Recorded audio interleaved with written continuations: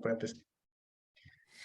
Y ahora estamos, hola, ¿cómo están? Espero que muy bien. Estamos transmitiendo por la plataforma de Socioeducación Chile, siempre junto a Ronald, que nos acompañan, y ahora tenemos un invitado muy especial, el cual estamos muy contentos y honrados que nos acompañe, porque ha tenido una gran trayectoria en el área de la educación, en el área social. Pedro Valencia, él es académico universitario, trabajador social, tiene magíster en educación, doctorados, y la verdad es que me perdería o se nos iría todo el tiempo en poder ver todas las incursiones académicas que ha tenido Pedro, tanto acá en Chile como también en el extranjero. Así es que, Pedro, te damos la bienvenida a poder hablar de lo que ahora nos convoca. Y bueno, nos vamos directo al tema, Ronald, para que nos presentes y Pedro pueda también comentarnos lo que queremos analizar en esta instancia.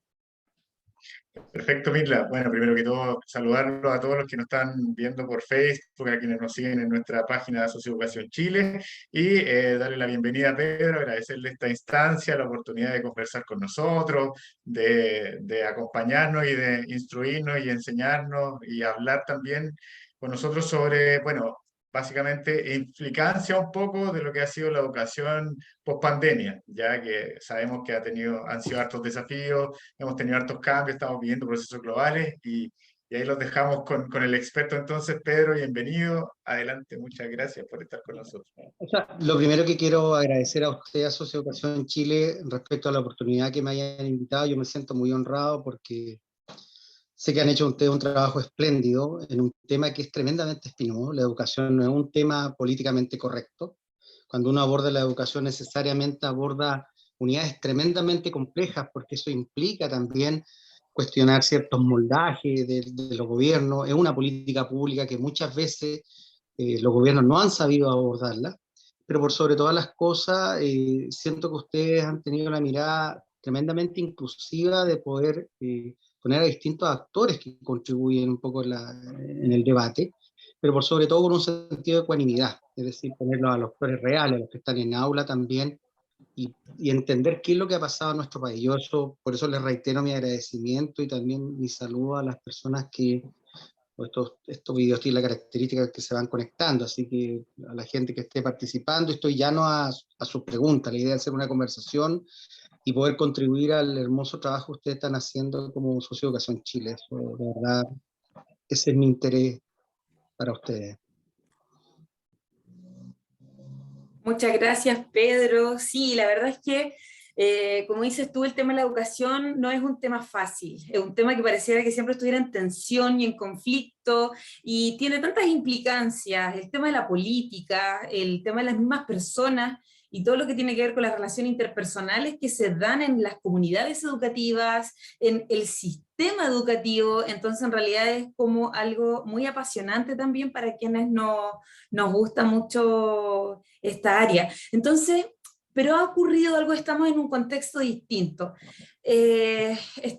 Podríamos decir que estamos en un periodo post-pandemia, en donde de a poco se han ido regularizando todos los impactos que generó esta situación en el ámbito escolar, también para los docentes, también para todas las personas que están implicadas. Entonces, nos gustaría saber, en el fondo, ¿cuál es tu lectura? ¿Cuál es tu lectura de todos los impactos que han habido desde lo social, desde lo educativo? Que nos pudieras comentar, por favor. Lo primero que yo creo que hay que separar fundamentalmente dos cosas. Hay una cosa que es el rol de los docentes, propiamente tal, que los docentes muchas veces tienen que administrar, y perdón el término, tienen que administrar pobreza. Tienen que administrar muchas veces recursos tecnológicos inexistentes, tienen que administrar muchas veces condiciones bien deplorables a la hora de poder generar su instancia de entrega educativa. Y por otro lado, tenemos propiamente tal cómo se subdivide el sistema educativo. Tenemos, por ejemplo, el caso de la educación inicial, con la transformación que tuvo el referente curricular, que pasamos de enseñanza-aprendizaje a aprendizaje-enseñanza, estamos hablando de los más pequeñitos. Tenemos la básica, Pero si queremos analizar específicamente el fenómeno de la pandemia, tenemos que centrarnos principalmente en lo que pasa en la enseñanza media. ¿Por qué la enseñanza media? Por las características de la adolescencia, las implicancias que tiene, y por sobre todo que la adolescencia tiene la característica que genera los elementos proyectivos sobre la toma de decisiones si este alumno va a estudiar o no. Y ahí en ese sentido, cuando uno analiza las distintas brechas, nosotros, Latinoamérica es un país es un continente que se ha caracterizado por enormes niveles de diferencia, segmentación y exclusión en su modelo educativo. A pesar de eso, Chile, el examen que rindió a propósito del tema del COVID no fue tan negativo dentro de todo. El problema es de qué manera el sistema propiamente tal se preparó de pasar una modalidad sincrónica, es decir, estar en aula, a una modalidad asincrónica.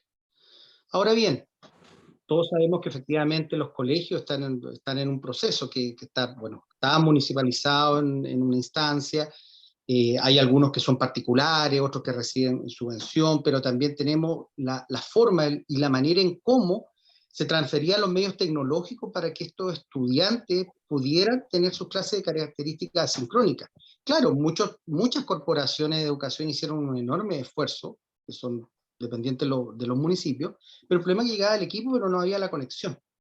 Es un tremendo problema. América Latina tiene tremendos problemas de conexión a Internet. Y ahí es, efectivamente, y ahí si lo volcamos al aspecto específicamente de la atención que genera el estudiante, es complejo. Porque de nada te basta tener un laptop, tener un tablet, tener un computador, si no te puedes conectar. Porque en estricto rigor, en el proceso educativo nosotros tenemos que considerar que hay habilidades socioemocionales que están en juego. Por ejemplo, la capacidad de la motivación, la capacidad de organizarte, el estímulo que te genera, por ejemplo, la familia. Y ahí surge la primera interrogante. ¿El mercado del trabajo chileno estaba preparado para un modelo en que tenías que hacer teletrabajo? Claramente no. Muchos aprendizajes se generaron sobre la marcha. Y en este sentido, claro, había cierto rango en que la familia podía no estar en casa, pero en algún minuto cae la realidad. Y en esa realidad donde efectivamente la familia tiene que salir, porque además también tenemos otra brecha, que por un lado teníamos docentes que entregaban los insumos, pero no necesariamente implicaba que se hacían las clases. En general, los estudios que ha hecho la CEPAL, la Comisión Económica para América Latina y el Caribe, plantea que prácticamente, desde el punto de vista de completar el proceso de la educación en enseñanza secundaria o media, baja de un 56% a un 42% en plena pandemia. Porque obviamente, o sea, y vuelvo a insistir, cae la realidad, y la realidad no es dura, es durísima. ¿Cómo tú solucionas las tensiones? ¿Cómo tú solucionas, por ejemplo, en ciertos metros cuadrados, 50 metros cuadrados, un poco menos, una familia que está acostumbrada a no verse durante el día y se encuentran todo en una casa? Ustedes también, como expertos de educación, saben sin duda alguna que el proceso educativo implica ciertas condiciones, cierta setting, ciertos espacios preparados. Y ahí es donde surge un tremendo problema. O sea, ¿estuvimos preparados? Sin duda que no. ¿Se hicieron esfuerzos? No hay duda que se hicieron esfuerzos. El problema está que quien paga esto son los estudiantes. Y eso es complejo, porque son brechas que tú no puedes recuperar. Son brechas que tú, sobre el tiempo, pudiera así hacer algunos niveles de correcciones, pero estamos hablando de la adolescencia donde hay toma de decisiones importantes. Y en esas tomas de decisiones determina toda la progresión en adelante sobre los estudiantes. Eso es un poco la lectura que yo hago respecto a cómo se fueron dando los procesos a partir de la pandemia. Que no solamente la pandemia tuvo que ver con lo propiamente tal del COVID, que era muy doloroso, mucha muerte, el impacto, familias que se desfragmentaron, familias que aumentaron su nivel de violencia al interior, se develó mucho drama de tipo económico, pero también que hubo un aumento en la tensión, y por eso se habla mucho del tema de la próxima pandemia, que es la pandemia de salud mental. O sea, dicho sea de paso, están absolutamente colapsados los COSAM, cuesta muchísimo encontrar alguna hora, tanto a psicólogos o a psiquiatra, porque efectivamente se empezaron a relevar estos cuadros de tensiones en el ámbito familiar. Eso por esa parte, a propósito de la pregunta. Sí, efectivamente, muy de acuerdo, Pedro, con el análisis, con lo que tú dices, con el contexto que se generó también, en el cual se siguieron, entre comillas, realizando los procesos educativos, pero claro, con todas estas circunstancias, con esta falta de preparación, evidentemente, bueno, yo en ese momento estuve trabajando en colegios también y tenía colegas que, claro, profesores que quizás no manejaban el contexto porque tampoco estábamos preparados. Yo te lo digo, yo egresé hace un par de años y tampoco estábamos preparados para este nuevo contexto, ni los docentes, ni los directivos, ni los asistentes, ni tampoco los estudiantes. En ese sentido, con esa brecha que tú nos manifiestas. Ahora, en la actualidad, con esas implicancias, ¿qué crees tú que tenemos que trabajar en este proceso? ¿A qué nos podemos preparar? ¿O cuál es el escenario que se nos viene? Hablaste un poco de COSAM, salud mental, entonces creo que por ahí hay algo que nos esbozaste. O sea, yo creo que es tremendamente importante señalar lo siguiente, que yo creo que los países nosotros tenemos que estar preparados para que efectivamente políticas públicas, al ser políticas públicas, elementos permanentes, tienen que estar preparados para distintos campos de catástrofe. Es un primer elemento. Y eso implica que los sistemas educativos tienen que combinar aspectos sincrónicos con aspectos asincrónicos. Pero ¿cuál es el tema? Que no basta efectivamente que los niños o niñas o adolescentes dicen, no, usted maneja Internet, sí, maneja bastante bien Internet, pero muchas veces maneja Internet desde el punto de vista del elemento distractivo, pero no maneja Internet respecto al concepto de uso de plataformas destinadas a lo educativo, que son cosas tremendamente distintas. Y ahí efectivamente eh, tiene que haber también, no solamente, cuando se habla mucho del concepto de emparejar la cancha, sino más bien preparar al sistema para que sea capaz de ofrecer no solamente una plataforma atractiva y que pueda tener los niveles de continuidad y estabilidad a la hora de poder asegurar que los conocimientos no se van a interrumpir a propósito de cualquier externalidad, no sé, hubo un problema en la red, todo. Entonces, en ese sentido, siempre he pensado yo que se pueden combinar ambas cosas sin duda alguna. Creo que lo que es los aprendizajes digitales, la tecnología, llegaron para quedarse y vamos para allá. No hay duda de aquello. Eso sería impensado querer retroceder.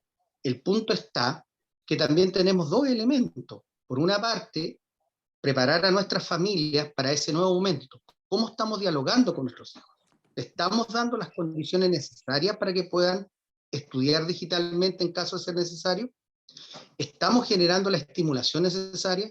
Pero por otro lado, ¿estamos dando las condiciones reales para que nuestros docentes puedan desarrollar su actividad académica?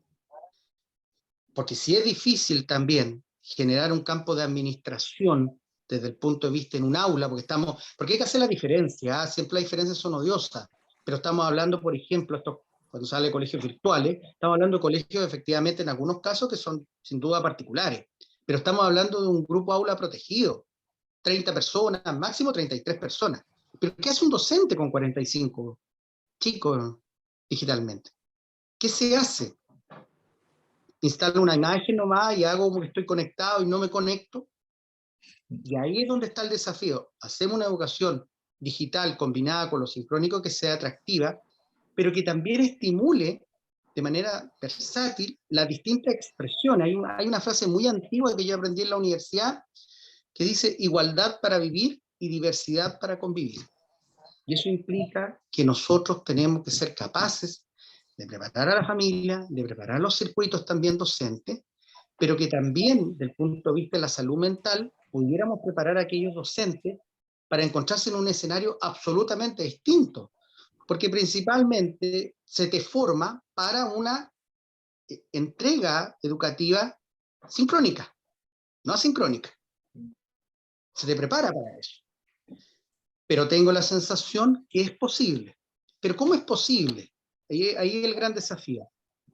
Por ejemplo, si yo tengo un hijo que tiene un computador, bueno, ¿cuáles son las horas en que nosotros podemos, no sé, media hora estar con él, mostrarle, por ejemplo, qué es lo que es el Google académico, cómo saber buscar algunos elementos de páginas que lo puedan ayudar?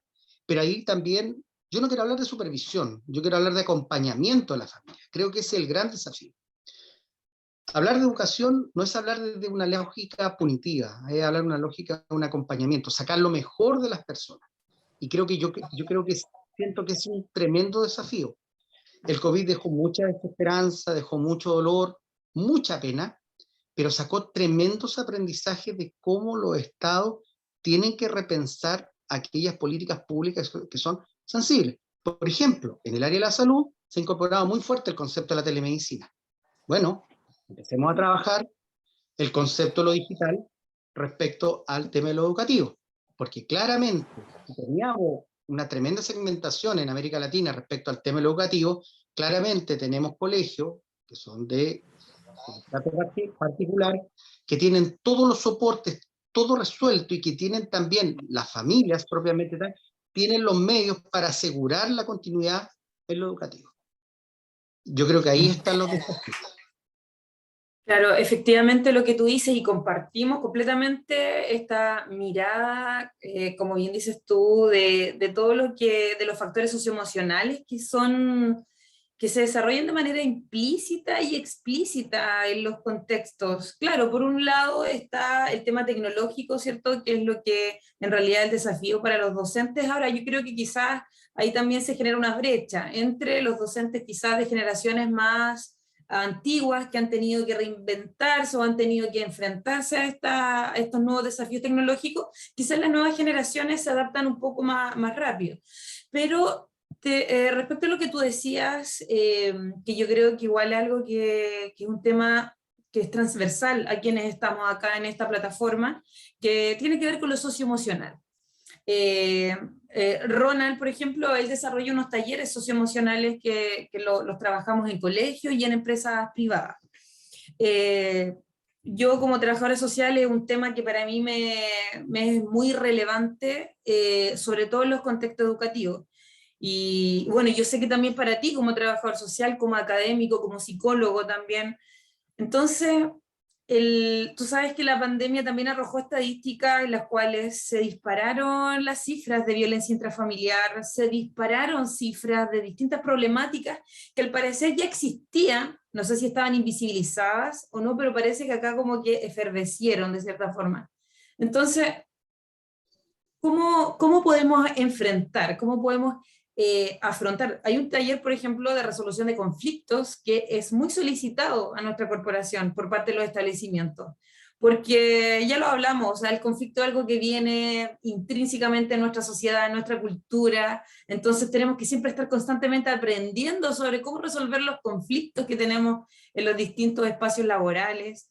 Entonces, ¿cómo consideras tú, Pedro, que deben ser las estrategias que podemos desarrollar como profesionales para poder abordar todo este boom socioemocional que dejó la pandemia? Y me refiero a lo socioemocional en violencia, en inadaptación. Los estudiantes llegaron, después de la pandemia, lo he hablado con muchos psicólogos que hablaron, que llegaron mucho más distanciados del otro, como que tienen una noción como más escasa de lo que es la comunidad y de la convivencia. ¿Cuáles consideras tú que son las estrategias que nosotros Mira, podríamos ir abordando? es un debate que incluso yo estoy haciendo la tesis de psicólogo ahora, y uno de los grandes debates que hay incluso entre los compañeros de tesis es justamente de qué manera poder abordar todos estos procesos de este desborde familiar. Primero hay que señalar lo siguiente, que es un elemento de la causa. Durante la pandemia, estamos hablando un poquito más de 2 años, hubo todo un proceso en que muchos usuarios de COSAM, usuarios de distintos circuitos de apoyo de salud mental, dejaron de asistir. Dejaron simplemente de asistir porque la señal era, mira, tenemos que priorizar lo más urgente. Lo urgente era efectivamente el tema del COVID y todo se reprogramó. Pero además, si agudizamos el tema de esto de las suspensiones, pensemos cómo lo hacen los docentes, cómo lo hacen, por ejemplo, los educadores diferenciales cuando tienen que aplicar adecuaciones curriculares, tanto temporizadas y de contexto, para niños o niñas que necesitan un abordaje distinto. ¿Podemos hacerlo en una plataforma digital? Sin duda que podríamos hacerlo, pero es más difícil, porque estamos hablando efectivamente de una pantalla donde tú contienes 45 personas, donde no están los medios. Ahora, como tú muy bien planteas, efectivamente aquí hubo una tremenda explosión. La violencia intrafamiliar, todos sabemos los distintos tipos de expresiones de violencia intrafamiliar, sin duda estuvo, ahora está más visibilizada. Uno lamenta que efectivamente hoy día los medios de comunicación lo estén instalando cuando era un tema que hace rato que estaba ocurriendo. El punto está es que la crudeza de cómo se está manifestando nos demuestra que necesariamente, y por qué tú decías, mira, las empresas lo están requiriendo, ciertas instituciones de educación, porque, por ejemplo, cómo se enfrenta un docente, hablo de enfrentar, o cómo interviene un docente frente a una familia que, por ejemplo, de la terapia sistémica familiar, es una familia descontrolada, es una familia que no se puede dialogar con ellos, y la violencia es el eje central de cómo se relaciona. O tenemos familias, por ejemplo, que tienen un perfil que se llama familias psicosomáticas, que funcionan, por ejemplo, no, sabe que mi hijo está permanentemente enfermo, esto aquí, esto allá, y sobre eso funciona. Siento que, sin duda alguna, cuando las instituciones plantean esto es porque es una necesidad que no ha sido abordada, porque, vuelvo a reiterar lo que decía al principio, el tema de la salud mental es el gran olvidado de los procesos de salud en Chile. Es el gran olvidado, o sea, es una cosa terrible. Trata de pedir primero tienes que ir a un CEFAM, sin duda alguna, el médico general te deriva, pide una hora de COSAM, ¿cuánto tiempo te la dan? Insisto, yo separo el rol de los profesores, separo el rol de la gente de la salud, a la cual tengo mucho respeto. Yo trabajo en salud, lo respeto y admiro mucho su trabajo, pero las condiciones contextuales no dan. Entonces ahí, en ese sentido, sin duda alguna, uno se podría preguntar, ¿tenemos circuito o departamento de abordaje psicosocial de intervención en crisis en los colegios que puedan apoyar a los docentes en esta estrategia?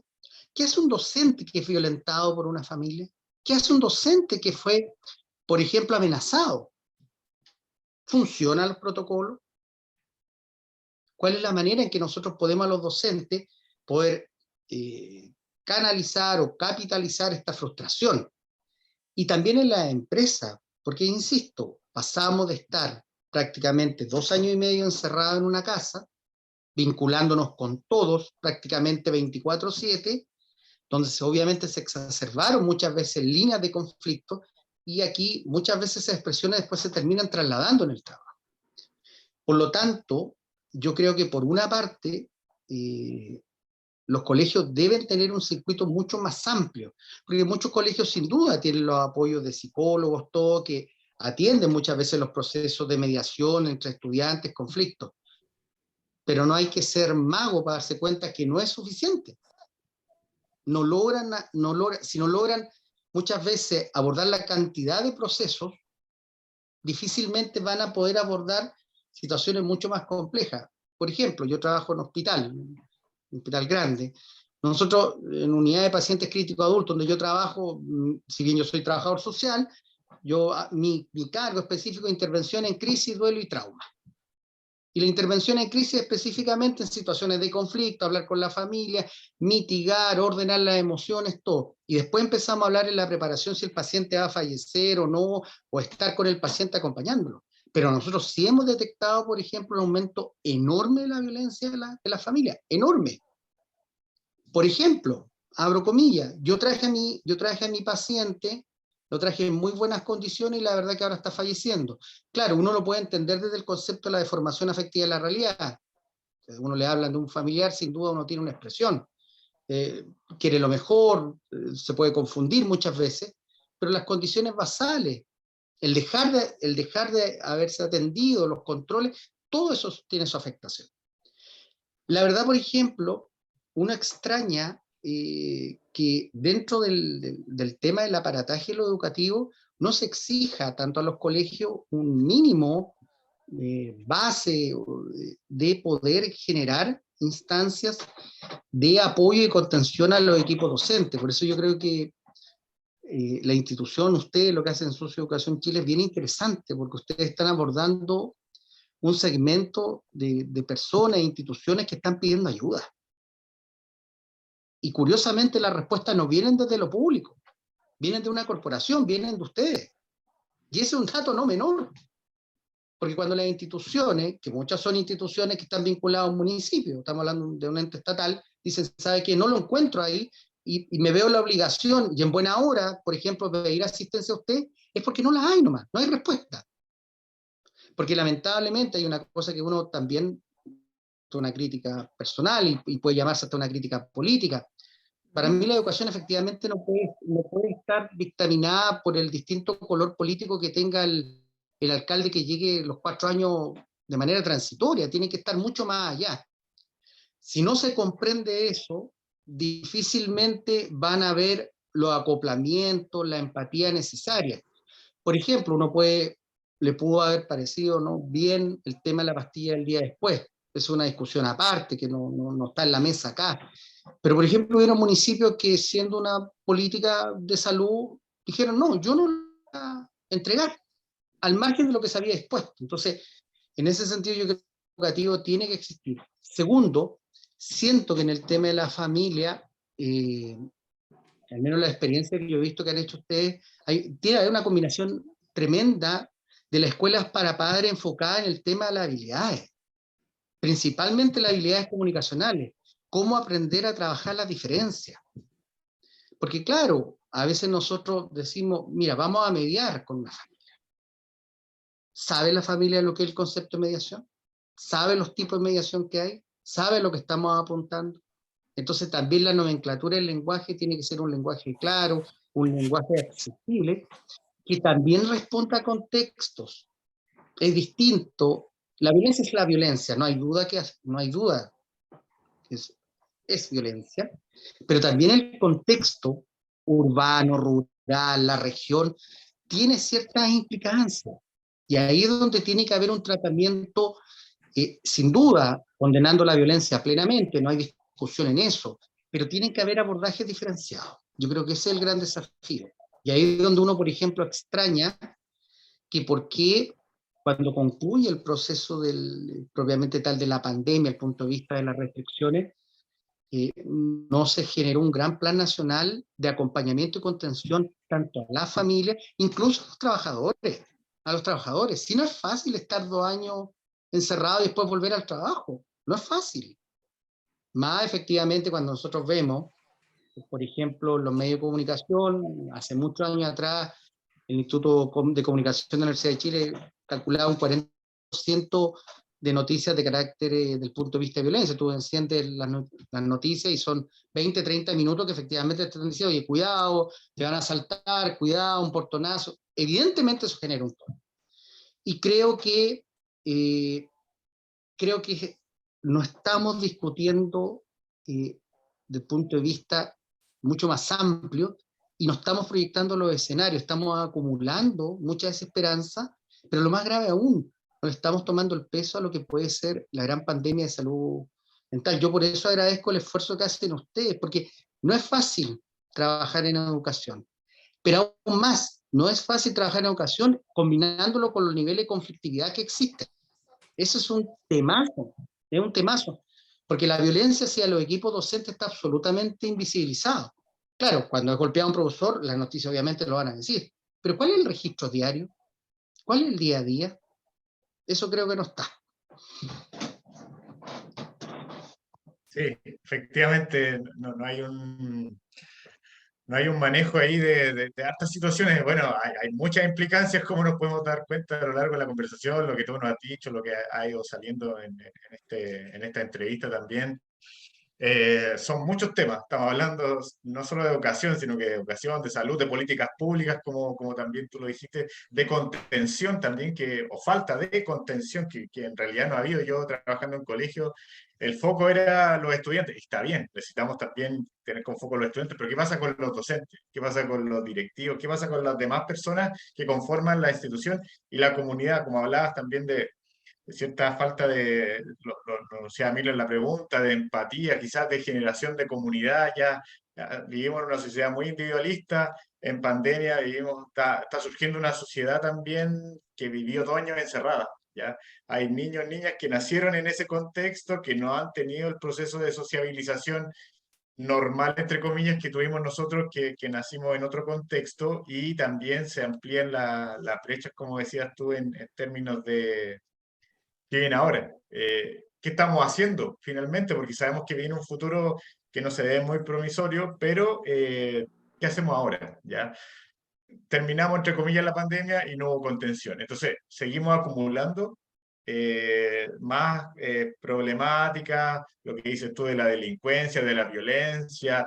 En términos de adolescencia también ha subido mucho el tema de los consumos de drogas, de alcohol. Entonces, han ido increciendo todas esas tasas y qué estamos haciendo. Y no solamente en educación, sino que también en todas las temáticas y también apuntando al contexto. Y creo que eso de la falta de formación o de instrucción o de educación, por decirlo de alguna manera, de los padres también genera estas olas de problemáticas que no se resuelven, este eterno ciclo de educo al niño, pero no educo al papá. Entonces, si tenemos en la escuela o en el colegio un problema con el niño y el papá no está en la misma línea, siento que tenemos una pata coja. Y entonces, ¿de qué manera, de manera sistémica, como lo decías tú, cuál sería como la forma de trabajar en parte esta problemática en el ámbito educacional?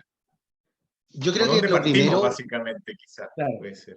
yo creo que es importante mencionar, Ronald, lo siguiente, ¿ah? Que detrás de un profesor, detrás de una profesora, detrás de un asistente de aula hay una familia. Lo que estoy diciendo es de perogrullo, no estoy diciendo nada nuevo. Y el problema es, la pregunta es, ¿cómo viven ellos también? ¿Cómo vivieron la pandemia? ¿Cómo la vivieron? Porque en estricto rigor, tú tienes al docente situado, no, es que usted, el profesor está en el rol, por cierto que está en el rol, pero la procesión se lleva por dentro. Ellos también tuvieron que vivir. ¿Cuál Exacto. es el tema ahí? Que, por ejemplo, si lo llevamos un poco más al elemento más intrahogar, ¿qué hacemos con una familia que tiene un promedio 3, 4 hijos y tienen clases todo en la mañana por un computador? Veamos si efectivamente la providencia los acompaña, tienen 2 computadores. ¿Qué hacemos? ¿Cómo distribuimos? Ahora, mi sensación es que justamente, al menos, bueno, uno sin duda no es quien para cuestionar cómo se administraron las políticas también de ordenamiento de la población a propósito de la prevención del COVID. Pero la pregunta era, ¿de qué manera esto inevitablemente, esta sensación de que a ti se te dice, mira, tú tienes que hacer que tus hijos estudien en casa y no están las condiciones, es tremendamente violento para los niños, niñas y jóvenes, cuando no lo pueden hacer, cuando evidentemente se genera esa desventaja, esa brecha. Por lo tanto, mi sensación, yo creo que hoy en día sería bien interesante que así como se maneja un registro, el clásico registro social de hogar, donde se mantienen datos bien relevantes, es también poder perfilar a los grupos familiares a través de los colegios. ¿Cuántas conexiones tenemos?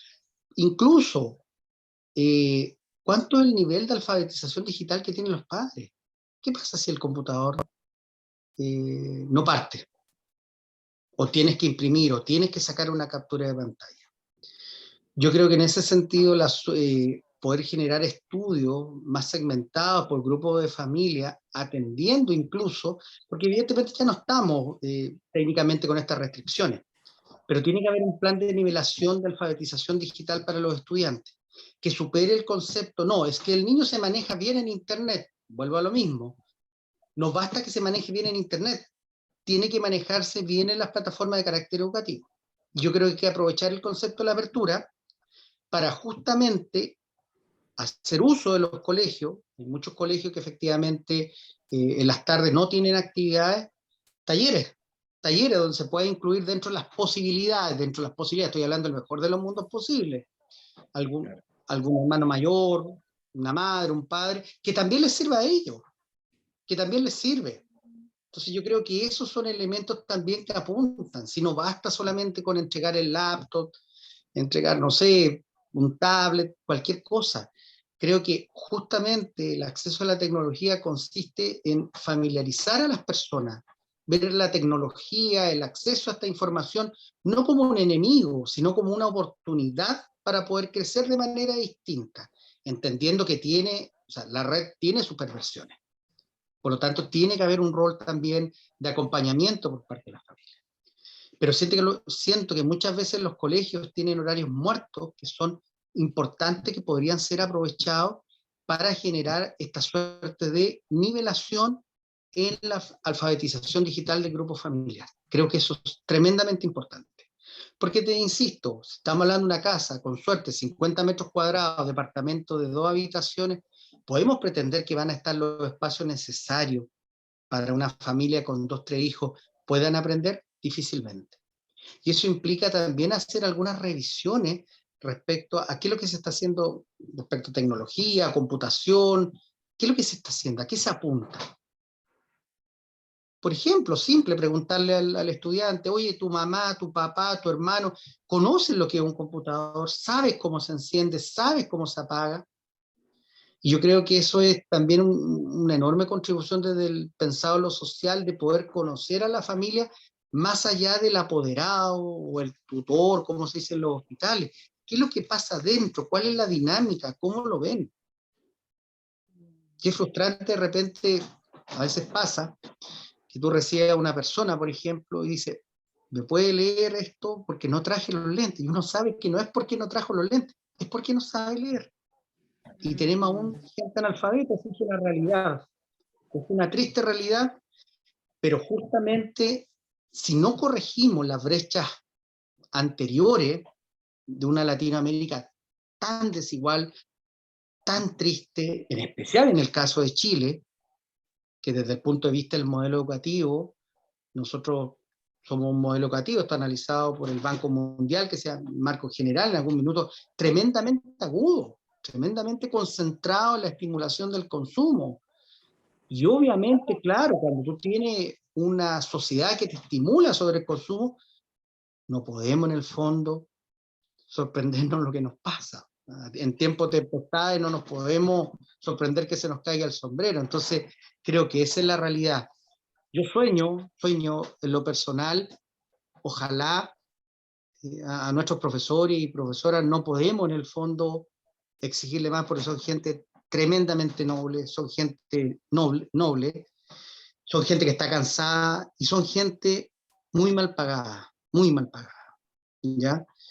Pero a veces yo me pregunto, ¿cuáles son los roles? Por ejemplo, el rol que pudiera, el gran tejido universitario que tenemos, estudiantes en práctica, una práctica especial, que tenga una impronta sociocomunitaria, donde estudiantes de pedagogía puedan hacer este sistema de nivelación.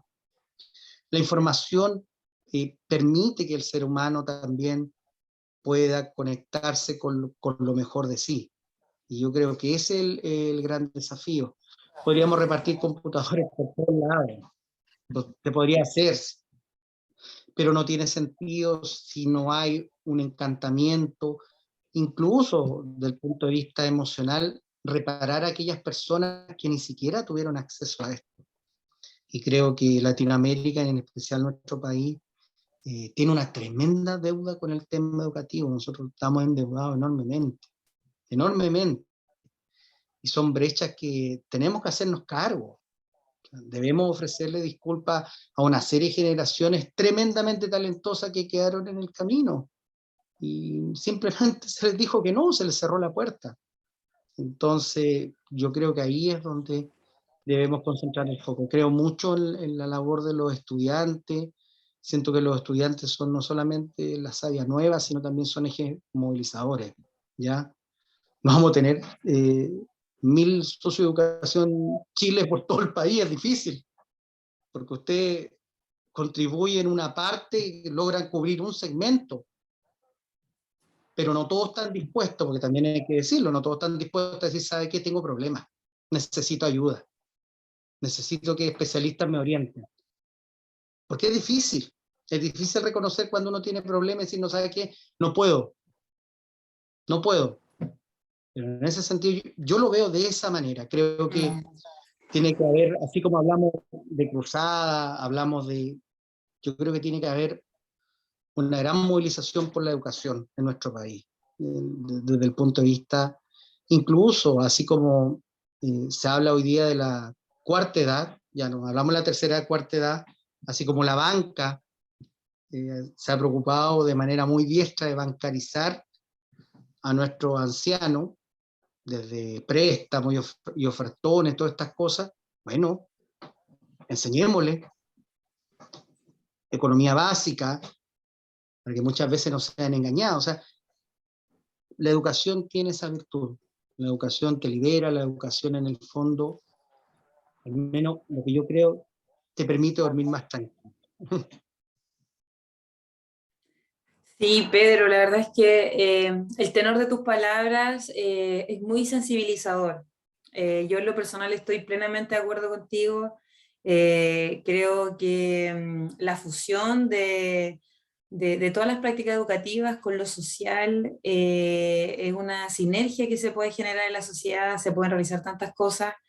Muy importante que los profesionales tengan la vocación para poder realizar esto, porque trabajar en el área social, en el área de las humanidades, son terrenos por explorar.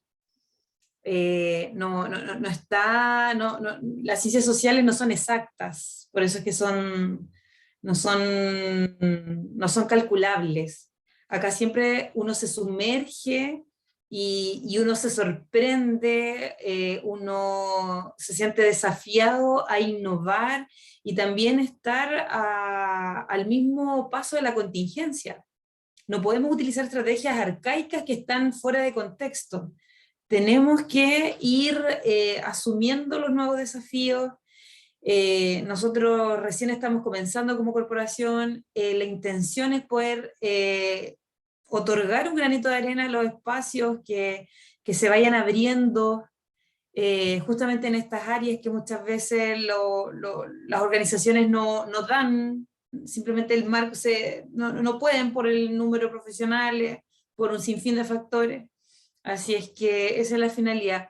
Bueno, vamos ya en honor a la hora, queremos agradecerte todo lo que nos has contribuido. Sí, Me permite un minuto. Mira, por yo supuesto. quiero hacer lo siguiente. Si tú te das cuenta, tú vas por la calle, vas en el vehículo caminando, cualquier iglesia, yo lo he visto en la iglesia evangélica, tienen distribuido en su sistema horario un estudio culto. Lo tienen. Uno puede estar de acuerdo o no, lo que sea, pero tiene que ver con una lógica de poder estabilizar, balancear, preocuparse que los conocimientos de sus seguidores sean igual. Creo que esa experiencia hay que hacerlo. Yo creo que también una de las cosas importantes es incorporar las expresiones religiosas de manera voluntaria y yo creo que aquí hay que sumar actores, ya tanto en lo público como en lo privado. Nosotros es una torpeza no considerar actores tan relevantes como han sido los actores religiosos. Uno sabe la trayectoria que tuvo la iglesia propiamente tal en tiempos durísimos de la dictadura militar en Chile, pero por sobre todo hay una preocupación y yo lo he visto y he pasado y están funcionando, hay un estudio. Yo creo que todas esas experiencias hay que sumarlas. Yo creo que aquí no hay que temer a abrir las puertas de lo educativo a todos aquellos que quieran con buena voluntad poder contribuir a esto. Yo creo que pensar la educación monopolizada en una sola expresión creo que no es educación. Deja de ser educación. La educación es un elemento tremendamente integral y el tiempo nos ha demostrado que nosotros tenemos que sumar actores. Tenemos que sumar actores. De lo contrario, efectivamente, nos empezamos a mirar a nosotros mismos y no tiene sentido. Sí. Gracias, Pedro. Y bueno, y agradecerte también, como te iba comentando, por acompañarnos. Para nosotros, lo hablábamos con Ronald, la verdad es que también es genial poder contar con tu compañía, con tus aportes. Tienes una gran trayectoria, eres conocedor. Yo por lo menos, bueno, tú sabes que yo admiro mucho tu trabajo, sé que todo lo que realizas lo haces con vocación y bueno, ¿para qué voy a seguir tirándote más flores aquí en público? Agradecer a todos quienes nos vieron, quienes nos van a seguir viendo en el transcurso del compartir este Facebook Live. Y bueno, Ronald, te dejo para que te despidas y Pedro también para que se puedan despedir.